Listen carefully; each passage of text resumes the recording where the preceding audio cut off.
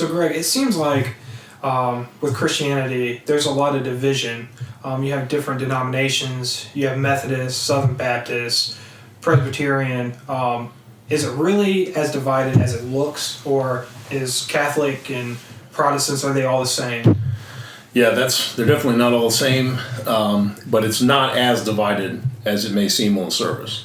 So you really have two major kind of categories in the blanket understanding of Christianity, which would be Catholics and Protestants.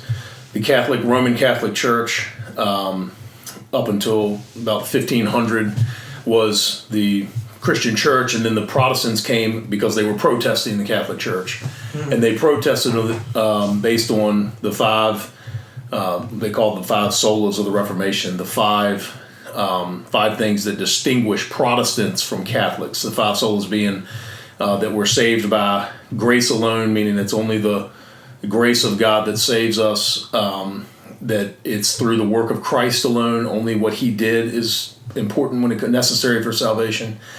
It's by faith in what he did that we're saved. It's not by the things that we do, but by trusting in what he did. Mm-hmm. The only authority that we have is the Scriptures. Instead of with Catholics, there are, they believe in the Scriptures, and the early church fathers were authoritative. The Pope is authoritative when he speaks ex cathedra, and so this Protestant said only the Scriptures are our authority. That was a big change. And then that everything, our salvation and all of it, is for the glory of God. It's the glory of God alone. So those five solas, or five alone solas, are the distinguishing marks between a Protestant and a Catholic. So you really have two major groups in Christianity, Catholic, Protestant. Okay. And then all those other denominations that we talk about, Baptists, Methodists, Presbyterians, they're all Protestant denominations. Okay. So within Protestantism, it starts to divide up based on other things, and you have the same in the Catholic world, but they can't distinguish it as much because they're all under the Pope. So they can't say I'm this type of Catholic. Like, you don't have a separate Catholic denomination. They're all Catholic churches, but they have their own internal struggles. The same that in a Protestant church would cause two denominations to start, which is where you got a lot of denominations. Okay. So, like a Presbyterian church versus a Baptist church has to do with how the church should be governed. Like, how do the pastors govern? Who governs the churches? How do you baptize? Who do you baptize? Those things are these distinguishing marks, but they all are underneath the Protestant blanket.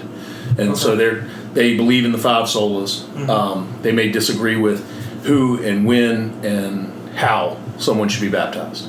Okay. All right, so that's a big difference between not being like a totally different Christian group. Yeah. So when you think, this guy's a Baptist and that guy's a Presbyterian, well, they might not be that far off.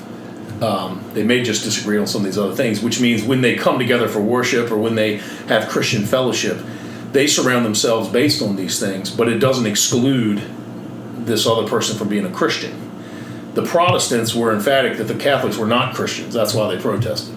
So it was a much bigger issue between Protestants and Catholics than it is between a Baptist and a Methodist, or a Baptist and a Presbyterian, something like that. All right, so here at Christ Fellowship, we are considered a Reformed Southern Baptist. Where does the Reform come in, and how is it distinguished between all the different types of, Presbyterian, Methodist, and those types? How does that all work out? Yeah, so we are, first off, a Southern Baptist church.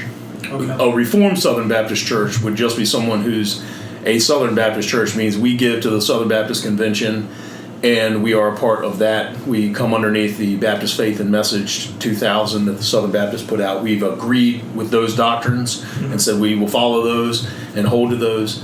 The Reformed part is a distinction of us, particularly as a church. That's not some kind of separate denomination. Okay. So we as a church are a Reformed church, means that we believe in the five solas. We put them up there. And generally what that means is that you're a Calvinistic church in your views of salvation and free will and how God saves and what he does and predestination and election, all those types of questions. You're kind of, because you're a Reformed church, you're put into a certain category, and that's fine. I don't think that the labels are always helpful, because people may have just heard Calvinists are non-evangelistic mean people. It can't. I've met a lot of them, and they are. So I know where they're getting and they have beards, and that happens too. So there are some stereotypes and things like that against that within Baptist life and all.